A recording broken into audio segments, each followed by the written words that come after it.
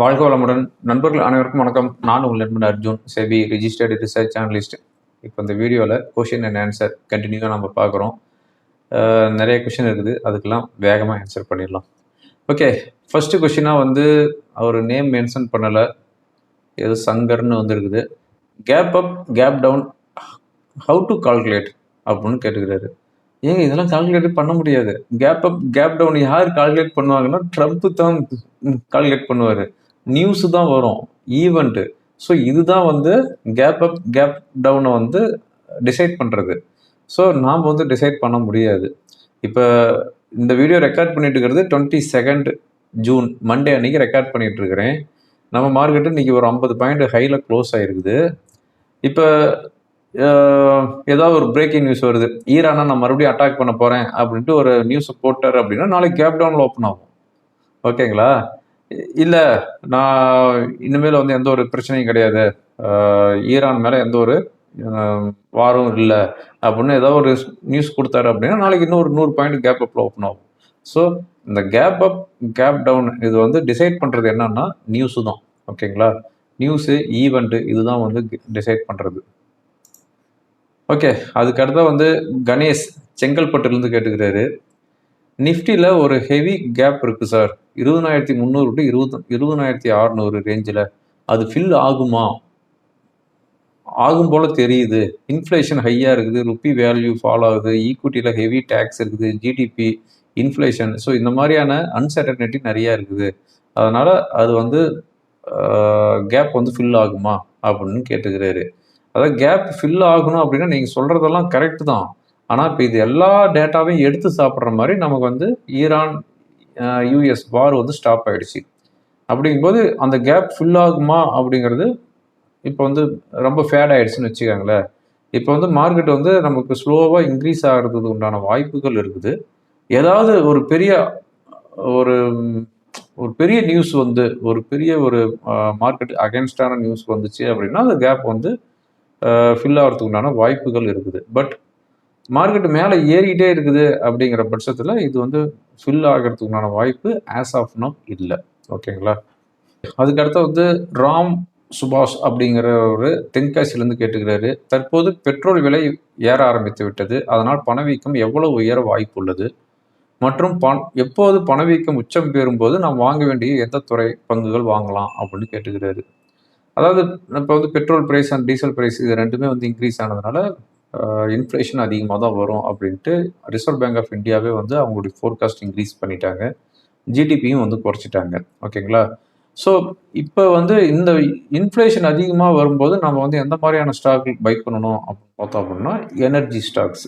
எனர்ஜினா இந்த case, petrol product, இந்த மாதிரியான ஸ்டாக் வந்து பை பண்ணலாம். அதுக்கப்புறமா வந்து மெட்டல்ஸ், அதுக்கு அடுத்ததாக வந்து பார்த்தோம் அப்படின்னா பிஎஸ்யூ பேங்க்.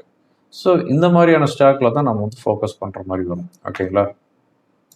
ஓகே, அதுக்கடுத்த வந்து மோகன்குமார் அப்படிங்கிறவர் கேட்டிருக்கிறாரு.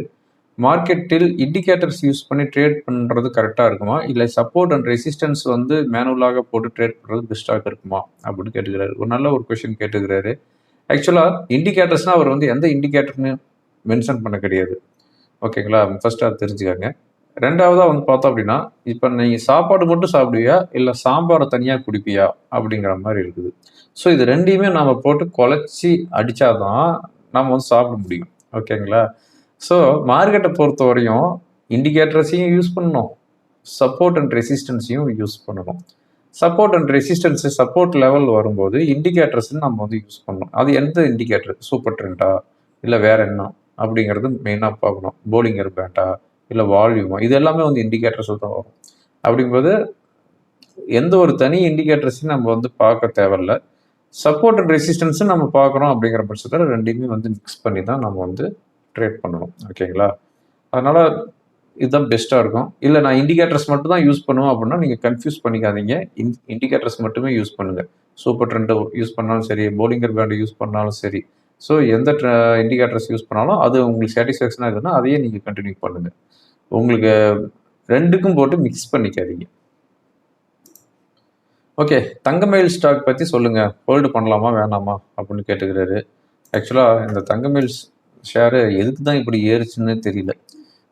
போன வருஷம் இதே டைமில் இந்த ஸ்டாக்குடைய ப்ரைஸ் என்ன அப்படின்னு பார்த்தோம் அப்படின்னா 2000 ருபீஸில் ட்ரேட் ஆகிட்டு இருந்துச்சு. இன்றைக்கி வந்து 5500 ருபீஸ். ஓகேங்களா? இதனுடைய ஸ்டாக்குடைய மார்க்கெட் கேபிட்டலைசேஷன் 17,281 கோடி. இதனுடைய மார்க்கெட் இந்த தங்கமயில் ஜுவல்லரியுடைய பிஇ ரேஷியோ எவ்வளோக்குன்னா 50ல் இருக்குது. ஸோ இந்த ஸ்டாக்கை பொறுத்தவரையும் இப்போ இது வந்து ஹை வேல்யூ. ஒரு வேளை 4000 ரூபாய் வந்துச்சு அப்படின்னா நீங்கள் வந்து திங்க் பண்ணுங்கள், கன்சிடர் பண்ணுங்கள். ஓகேங்களா? இப்போ வந்து ஓவர் வேல்யூவில் இருக்குது. ஓகே, ஆப்ஷனில் கன்சிஸ்டண்ட்டாக ப்ராஃபிட் பண்ண முடியல. ஏன்னா 4 டே ஸ்மால் ப்ராஃபிட்டு 1 டே லாஸ் பெருசாகிடுது அப்படின்னு சொல்லிக்கிறாரு. அது உண்மைதான். ஆப்ஷனில் வந்து கன்சிஸ்டண்ட்டாக நீங்கள் ப்ராஃபிட் பண்ணணும் அப்படின்னா அந்த 4 டே நீங்கள் எவ்வளோ வந்து ப்ராஃபிட் ஏர்ன் பண்ணீங்க, ஒவ்வொரு நாளும் எவ்வளோ ப்ராஃபிட் ஏர்ன் பண்ணீங்க.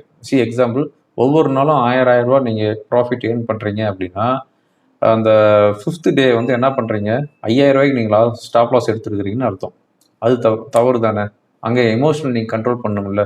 ஸோ இந்த திங்கள், செவ்வாய், புதன், வியாழன் இந்த 4 நாளைக்கும் நீங்கள் 1000 ரூபா ஒவ்வொரு நாளையும் நீங்கள் ப்ராஃபிட் பண்ணுறீங்க. அப்போ 5வது நாள் வெள்ளிக்கிழமையும் வந்து உங்களுடைய ஸ்டாப் லாஸ் வந்து அந்த 1000 ரூபா தான். 1000 ரூபாய்க்கு கீழே போனால் பொசிஷன் எதாக இருந்தாலும் க்ளோஸ் பண்ணிடணும் அப்படின்னு நீங்கள் எமோஷனல் வந்து கண்ட்ரோல் பண்ணணும். இந்த 4 நாள் சம்பாரிச்ச 5000 ரூபாயை வந்து ஒரே நாளில் ஸ்டாப் லாஸ் வச்சிங்கன்னா அது போயிடும். அதனால் வந்து நீங்கள் என்ன ஸ்டாப் லாஸ் டார்கெட் மெயின்டைன் பண்ணுறீங்களோ அதில் 50% ஸ்டாப் லாஸ் வந்து மெயின்டைன் பண்ணுங்கள். ஓகேங்களா? 1:2 ரேஷியோ பண்ணுங்க. அப்படி பண்ணால் தான் வந்து மார்க்கெட்டில் வந்து ஆப்ஷனில் வந்து கன்சிஸ்டண்ட்டாக ப்ராஃபிட் பண்ண முடியும். ஒரு ஆப்ஷன் வந்து 200 ரூபாய்க்கு வாங்குவாங்க. அது வந்து 210 ரூபாய்க்கு போனோன்னே அவங்களால உட்காந்தே இருக்க முடியாது.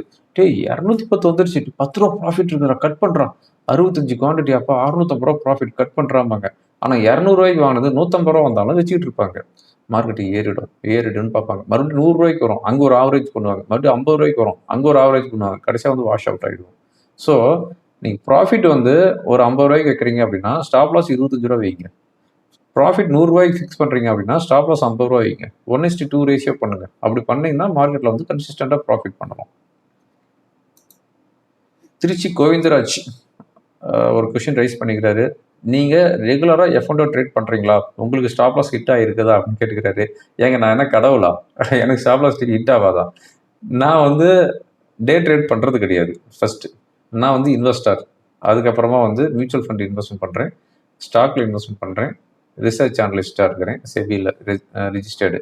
ஸோ நான் வந்து ஸ்டாக்கில் தான் இன்வெஸ்ட்மெண்ட் பண்ணிக்கிறேன். நான் வந்து ஒரு ஸ்டாக் இன்வெஸ்ட்மெண்ட் பண்ணுறேன் அப்படின்னா எக்ஸாம்பிள், நான் இன்றைக்கி ஒரு பாம்பே ஸ்டாக் எக்ஸ்சேஞ்சு ஒரு 50 ஷேர் வாங்குறேன் அப்படின்னா இந்த பாம்பே ஸ்டாக் எக்ஸ்சேஞ்சு 15 நாளைக்கு முன்னாடி என்னோடய கிளைண்ட்டுக்கு ரெக்கமெண்ட் பண்ணியிருக்கக்கூடாது. இன்றைக்கி பை பண்ணிட்டேன், இதுக்குலேருந்து 15 நாளைக்கு என்னோடய கிளைண்ட்டுக்கு ரெக்கமெண்ட் பண்ணக்கூடாது. ஸோ இந்த ரெகுலேஷனுக்குள்ளே நான் இருக்கிறனால நான் வந்து இன்ட்ராடே ட்ரேட் நான் பண்ணுறது இல்லை. ஆக்சுவலாக எனக்கு இன்ட்ரா ட்ரேட் பண்ணுறதே எனக்கு பிடிக்காது. ஓகேங்களா? ஸோ உங்கள் கொஷனுக்கு இதுதான் ஆன்சர். நான் வந்து ஒரு இன்வெஸ்டர் ப்ளஸ் ரிசர்ச் அனலிஸ்ட்.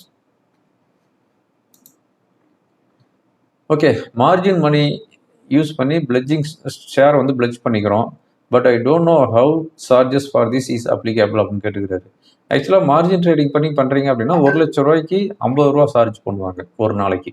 இப்போ நீங்கள் ஒரு 10 லட்ச ரூபாய்க்கு மார்ஜின் ட்ரேடிங் பண்ணி நீங்கள் 10 லட்ச ரூபாய்க்கு டெபிட் பண்ணிட்டீங்க அப்படிங்கும்போது உங்களுக்கு வந்து இன்றைக்கி ஒரு நாள் ஹோல்டு பண்ணுறீங்க அப்படின்னா 500 ருபீஸ் உங்களுக்கு வந்து இன்ட்ரெஸ்ட் வந்து சார்ஜ் பண்ணுவாங்க. ஓகேங்களா? அதாவது புரோக்கர் வைஸ் வந்து சேஞ்ச் ஆகும். பட் எனக்கு தெரிஞ்சு 50 ரூபாங்கிறது ஒரு நார்மல் ப்ரைஸ். ஓகே, அதுக்கடுத்து வந்து தூத்துக்குடியிலேருந்து இளங்கோ அப்படின்ட்டு ஒருத்தர் கேட்டுக்கிறாரு. 5 lakhs வச்சு ஆப்ஷன் ட்ரேடிங் பண்ணி ரெகுலராக மீடியமாக ப்ராஃபிட் பண்ண முடியுமா அப்படின்னா கண்டிப்பாக பண்ண முடியும். பட் அதுக்கு வந்து ஸ்ட்ராட்டஜிலாம் தெரிஞ்சுக்காங்க, டெக்னிக்கல் தெரிஞ்சுக்காங்க, ஓப்பன் இன்ட்ரெஸ்ட் தெரிஞ்சுக்காங்க. இதெல்லாம் தெரிஞ்சுக்கிட்டு ரிஸ்க் மேனேஜ்மெண்ட் கண்டிப்பாக தெரிஞ்சிருக்கணும். இந்த ரிஸ்க் மேனேஜ்மெண்ட் கண்டிப்பாக தெரிஞ்சிருச்சு அப்படின்னா நீங்கள் பண்ணுங்கள். இல்லை ரிஸ்க் மேனேஜ்மெண்ட்லாம் எனக்கு தெரியாது, அந்த கோட்டைச்சாமி தலைகளாகவே தான் குதிப்பான் அப்படின்னு நினச்சிங்க அப்படின்னா பண்ணாதீங்க, இன்வெஸ்ட்மெண்ட் பண்ணுங்கள். ஓகே, அதுக்கடுத்து வந்து மயில்சாமி பவானிலேருந்து கேட்டுக்கிறாரு. How to control emotion and over trading. அதுதாங்க இப்போ நான் சொன்னேன். நான் டார்கெட் 10 ரூபா வச்சுட்டு ஸ்டாப் லாஸ் 100 ரூபா வைக்கிறதெல்லாம் வேஸ்ட்டு. நீங்கள் என்ன ஸ்டாப் லாஸ் வைக்கிறீங்களோ அதுக்கு டபுள் த வேல்யூக்கு வந்து டார்கெட் வைங்க. ஒரு 4 நாள் சம்பாரிச்ச காசு ஒரே நாளில் விட்டுறாதீங்க. ஒரு நாளைக்கு வந்து ஸ்டாப் லாஸுங்கிறது ஒரு 2000 ரூபா இல்லைன்னா 3000 ரூபா உங்கள் ரிஸ்க்குக்கு எவ்வளோ ஃபிக்ஸ் பண்ணுறீங்களோ அதுக்கு கீழே வந்துச்சு அப்படின்னா சிஸ்டத்தை ஷட் டவுன் பண்ணிட்டு கிளம்பி போயிடுங்க. மறுபடியும் அடுத்த நாள் பேசிக்கலாம். ஸோ ரிவெஞ்ச் ட்ரேட் பண்ணாதீங்க. ரிவெஞ்ச் ட்ரேட் பண்ணிங்கன்னா மார்க்கெட் உங்களை ரிவெஞ்ச் எடுத்துரும். ஸோ இதெல்லாம் வந்து எமோஷன் வந்து கண்ட்ரோல் பண்ணீங்க அப்படின்னா மார்க்கெட்டில் சஸ்டெயின் பண்ண முடியும். ஓகே. பாஸ்கரன் கோயம்புத்தூர்லேருந்து கேட்டுக்கிறாரு. What is the percentage you will suggest holding stocks with long term அப்படின்னு கேட்டுக்கிறாரு. லாங் டேர்மை பொறுத்தவரையும் நான் வந்து என்ன பீரியடுன்னு தான் டார்கெட் வைப்பேன். இப்போ நான் ஒரு ஸ்டாக்கை வாங்கிட்டேன். அந்த ஸ்டாக் வந்து எனக்கு ஒரு 5 வருஷத்துக்கு அந்த பணம் தேவையில்ல அப்படின்னா, என்னுடைய டார்கெட் என்ன அப்படின்னா, அந்த 5 வருஷம் தான். அந்த 5 வருஷத்துக்குள்ள அந்த ஸ்டாக்குடைய பெர்ஃபார்மன்ஸை தான் நான் வாட்ச் பண்ணுவேன். ஓகேங்களா? கன்டினியூவா 3 குவார்ட்டர் அந்த கம்பெனி வந்து ஏர்னிங்ஸ் ரிப்போர்ட் வீக்கா குடுத்தாங்கன்னா, அந்த ஸ்டாக்லேருந்து வெளிய வந்துருவேன். ஓகேங்களா? முதல்ல அத புரிஞ்சுக்கங்க. லாங் டெர்ம் அப்படின்னா, நீங்க 5 வருஷம் டார்கெட்னா, அந்த 5 வருஷம் தான் உங்களுக்கு டார்கெட்டு. நடுவுல அந்த பிரைஸ் வந்து 200% ரிட்டர்ன் வரும், 400%, 500% ரிட்டர்ன் கூட வரும். ஓகேங்களா? அதனால வந்து அத பார்க்காதீங்க. அந்த ஸ்டாக்கோட பெர்ஃபார்மன்ஸ் அத மட்டும் பார்த்துக்கிட்டு வாங்க. பெர்ஃபார்மன்ஸ் மீன்ஸ் பேலன்ஸ் ஷீட் அத மட்டும் வாட்ச் பண்ணுங்க. அதே மாரி ஸ்விங் ட்ரேடிங்க பொறுத்தவரையும், நீங்க ஒரு 5% ஸ்டாப் லாஸ் வைக்கிறீங்கன்னா, 10% டார்கெட் வச்சுக்கங்க. அவ்வளோதான். அதுக்கு மேல வச்சிருக்கக்கூடாது. அதே மாரி ஸ்விங் ட்ரேடிங் பொறுத்தவரையும், அந்த ஸ்டாக் வந்து நாட் மோர் தென் 10 டேஸ் வந்து ஹோல்டிங்ல இருக்கக்கூடாது. அதுக்குள்ள ஒண்ணு எக்ஸிட் ஆயிரணும். ஓகேங்களா? ஓகே. மியூச்சுவல் ஃபண்ட் வந்து do I need to allocate some mutual fund for reducing risk? Risk வந்து ரெடியூஸ் பண்றதுக்கு மியூச்சுவல் ஃபண்ட்ல எப்படி போய் இன்வெஸ்ட்மென்ட் பண்ணுவீங்க? மியூச்சுவல் ஃபண்ட்ல வந்து ஃபாரின் ஃபண்ட் வந்து இன்வெஸ்ட் பண்ணீங்கன்னா, உங்களுக்கு வந்து ரிஸ்க் வந்து ரெடியூஸ் பண்ணலாம். ஓகேங்களா? இல்ல அப்படின்னா கமாடிட்டி, கோல்டு, இடிஎஃப்ல பண்ணீங்க அப்படின்னா, ஒரு இது இறங்கும்போது இது வந்து பேலன்ஸ் பண்ணும். ஓகே. எப்படி ரிசர்ச் அனலிஸ்ட் ஆவறது செபில அப்படின்னு கேட்டுக்கிறாரு. ஆல்ரெடி நான் ஒரு வீடியோ போஸ்ட் பண்ணியிருக்கிறேன். ஓகேங்களா? அந்த வீடியோவில் போய் பார்த்துக்கங்க. அது யார் கொஷின் ரைஸ் பண்ணாங்க அப்படின்னு பார்த்தோம் அப்படின்னா, நேம் மென்ஷன் பண்ணல. ஓகே. அதுக்கடுத்தா வந்து முருகன் அப்படிங்கிற ஒருத்தர் கேட்டுக்கிறாரு. சலை முருகன் அப்படிங்கிற ஒருத்தர் கேட்டுக்கிறாரு. Open interest change best time frame எது அப்படின்னு கேட்டுக்கிறாரு. 5 மினிட்ஸ் தான். 5 மினிட்ஸ் ஒன்ஸ் தான் வந்து ஓப்பன் இன்ட்ரெஸ்ட் வந்து சேஞ்ச் ஆகும். ஸ்டாக் ஆப்ஷனை பொறுத்தவரையும் ஸ்பீடாக இருக்கிறது எப்படி கணிப்புது அப்படின்னு கேட்டுக்கிறாரு. ஸ்டாக் ஆப்ஷனை பொறுத்தவரையும் ஸ்பீடாக இருக்கிறது கணிக்கிறதுக்கு வந்து நீங்கள் ஆக்டிவான ஸ்டாக் எடுக்கணும். நல்ல ஒரு வொலாட்டிலிட்டி இருக்கிற ஸ்டாக் எடுத்தீங்கன்னா அது வந்து ஸ்பீடாக இருக்கும். அட் த சேம் டைம் வந்து ஓப்பன் இன்ட்ரெஸ்ட் அந்த ஸ்டாக்கோடைய ஓப்பன் இன்ட்ரெஸ்ட்டும் வாட்ச் பண்ணிக்கோங்க. ஓகே. அதுக்கு அடுத்ததாக வந்து good morning sir, I follow your videos every day after market hours, very useful அப்படின்னு போட்டுக்கிறாரு. அதுக்கடுத்து வந்து Y people normally trading Nifty future rather than Nifty spot அப்படின்னு போட்டுக்கிறாரு. நிஃப்டி ஸ்பாட்டை ட்ரேட் பண்ண முடியாது, அதனால நிஃப்டி ஃபியூச்சரில் ட்ரேட் பண்ணுறாங்க. Is there any specific reason அப்படின்னு கேட்டுக்கிறாரு. Option selling using Nifty spot chart only அப்படின்னு கேட்டுக்கிறாரு. ஆமாம், ஆப்ஷன் செல் பண்ணுறவங்க, ஆப்ஷன் பை பண்ணுறவங்க எல்லாமே வந்து நிஃப்டியோடைய ஸ்பாட்டை வச்சு தான் பண்ணணும். நிஃப்டி ஃபியூச்சருக்கும் அதுக்கும் சம்மந்தம் கிடையாது. நிஃப்டி ஃபியூச்சர் வந்து ப்ரீமியத்தில் ட்ரேட் ஆகிட்டு இருக்கும். நிஃப்டி ஸ்பாட் என்ன ரேஞ்சுக்கு க்ளோஸ் ஆகுதோ அதை பேஸ் பண்ணி தான் ஆப்ஷன் வந்து ப்ரீமியம் மூவ்மெண்ட் இருக்கும். ஓகேங்களா? ஓகே. அதுக்கடுத்து வந்து தங்கமுத்து சென்னையிலேருந்து கேட்டுக்கிறாரு. யுவர் ப்ரிடிக்ஷன் இன் நிஃப்டி 50 ஜனவரி 2027 அப்படின்னு கேட்டுக்கிறாரு. என்னுடைய ப்ரிடிக்ஷன் 2027, அதாவது இன்னும் 6 மாதம் தான் இருக்குது. 6 மாதத்தில் வந்து நிஃப்டியோடைய டார்கெட் அப்படின்னு பார்த்தோம் அப்படின்னா, ஐ எம் எக்ஸ்பெக்டிங் 26,000 to 26,500 நான் வந்து எக்ஸ்பெக்ட் பண்ணுறேன். இந்த வீடியோ ரெக்கார்ட் பண்ணிட்டு இருக்குது ஜூன் 22, 2025 ரெக்கார்ட் பண்ணிட்டு இருக்கிறேன். இன்னும் 6 மாதத்தில் நிஃப்டியோடைய டார்கெட்டு 26,000 26,500 வரையும் போகிறதுக்குனால வாய்ப்புகள் இருக்குது. ஓகே. சத்யராஜ் திருப்பூர்லேருந்து கேட்டுக்கிறாரு. இண்டெக்ஸில் ஓவர் வேல்யூ அண்டர் வேல்யூ அப்படின்ட்டு எப்படிங்க சார் பார்க்குறது அப்படின்னு கேட்டுக்கிறாரு. ஸ்டாக் ஆர் இண்டெக்ஸ் அப்படின்னு கேட்டுக்கிறாரு. அதாவது over value under value stock அப்படின்னு எப்படி ஃபைண்ட் அவுட் பண்ணணும் அப்படின்னா, லைக் ஒரு சின்ன ஒரு 4-5 எக்ஸாம்பிள் சொல்கிறேன். லைக் ஒரு ஸ்டாக்கோடைய பிஇ எபோவ் 20க்கு மேலே இருந்துச்சு அப்படின்னா அது வந்து ஓவர் வேல்யூ, பிலோ 20 கீழே இருந்துச்சுன்னா அது வந்து அண்டர் வேல்யூ அப்படின்னு கன்சிடர் பண்ணலாம்.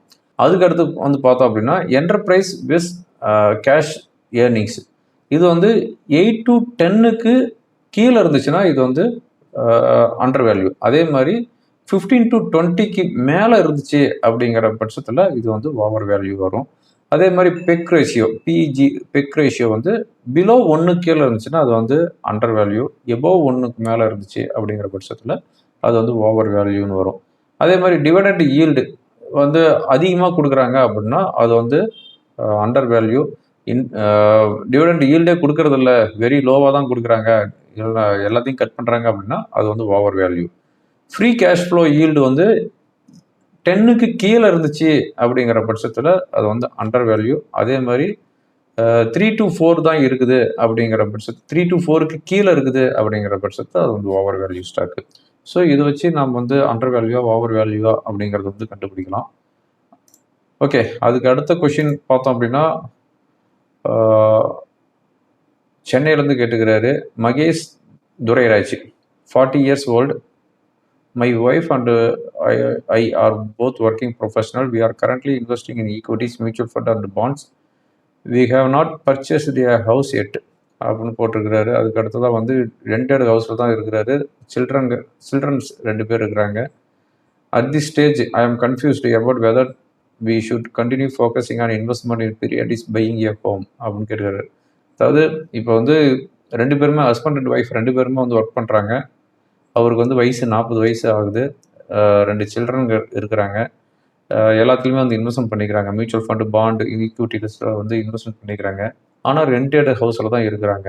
இப்போ வந்து நான் என்ன பண்ணுறது? ரெண்டட் ஹவுஸில் அதையே கன்டினியூ பண்ணலாமா, இல்லை ஒரு ஓன் ஹவுஸ் வந்து வாங்கலாமா அப்படின்னு ஒரு கொஷின் ரைஸ் பண்ணிக்கிறாரு. ஆக்சுவலாக நம்மளுடைய இதே என்ன, பேசிக்கே என்ன, உண்ண உணவு, உடுத்த உடை, இருக்கிறதுக்கு ஒரு உறைவிடம். ஓகேங்களா? அப்படிங்கிற பட்சத்தில் உங்களுக்கு வேறு எங்கேயுமே வந்து ஹோம் இல்லை, வேறு எங்கேயுமே லேண்டு கிடையாது, நான் வந்து ரெண்டட் ஹவுஸ்லேயே தான் ஃபர்ஸ்ட்லேருந்து இருக்கிறேன் அப்படிங்கிற பட்சத்தில் நீங்கள் வந்து ஃபோக்கஸ் பண்ணுங்கள் ஒரு ஓன் ஹவுஸ் வாங்கிறதுக்கு. அதுதான் பெஸ்ட்டாக இருக்கும்.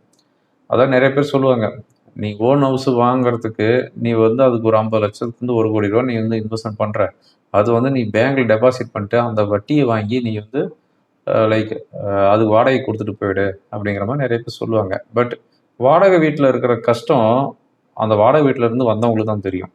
ஏன்னா நான் வந்து ஒரு 12 வருஷத்துக்கு முன்னாடி வரையுமே வந்து வாடகை வீட்டில் தான் இருந்தேன். அப்போ அந்த வாடகை வீட்டில் இருக்கும்போது இருக்கிற கஷ்டங்கிறது ரொம்ப சொல்லி மாளாது. அதாவது வீட்டு ஓனருக்கு வந்து நம்மளை வாடகை இன்க்ரீஸ் பண்ணுறதுக்கு என்ன பண்ணுவாங்க அப்படின்னா, நீங்கள் வீட்டை காலி பண்ணுங்க அப்படின்னு சிம்பிளாக சொல்லுவாங்க. அப்புறம் நாமளா போய் அவங்ககிட்ட கெஞ்சி கூத்தாடி, இல்லைங்க வாடகை கூட கொஞ்சம் சேர்த்திக்காங்க அப்படின்னு சொன்னதுக்கப்புறம், சரி இந்த வாடகை இனிமேல் கொடு அப்படிம்பாங்க.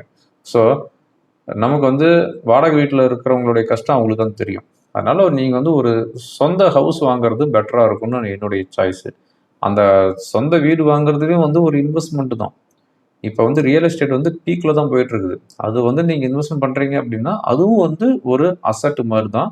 நாளைக்கு இன்னும் ஒரு 5 வருஷம் 10 வருஷம் கழிச்சு உங்களுக்கு அந்த வீடு தேவையில்லை அப்படிங்கும்போது நீங்கள் சேல் பண்ணிவிட்டு அதுக்குண்டான ரிட்டர்ன்ஸ் உங்களுக்கு வரப்போகுது. அப்படிங்கும்போது அதுவும் வந்து ஒரு இன்வெஸ்ட்மெண்ட் மாதிரி தான். இப்போ நீங்கள் வந்து ஹஸ்பண்ட் அண்ட் ஒய்ஃப் மட்டும் இருந்தீங்கன்னா ஓகே, நீங்கள் அப்படியே 2லேயே கூட இருங்க அப்படின்னு சொல்லுவேன். பட் உங்களுக்கு வந்து 2 சில்ட்ரன் இருக்கிறாங்க அப்படின்னு சொல்லிக்கிறீங்க. பட் அது மேலா ஃபீமேலான்னு மென்ஷன் பண்ண கிடையாது. இன்னும் மேலாக இருந்தால் நீங்கள் கண்டிப்பாக வந்து வீடு வாங்கி தான் ஆகணும். ஓகேங்களா? அதனால் நீங்கள் ஒரு ஓன் ஹவுஸ் வாங்குறதுங்கிறது என்னுடைய சாய்ஸு. ஓகேங்களா? ஒரு வீட்டுக்கு மேலே இருக்குது, எனக்கு ஏற்கனவே சொந்த வீடு எங்கள் ஊரில் இருக்குதுங்க அப்படின்னா உங்களுக்கு வீடு தேவையில்லை.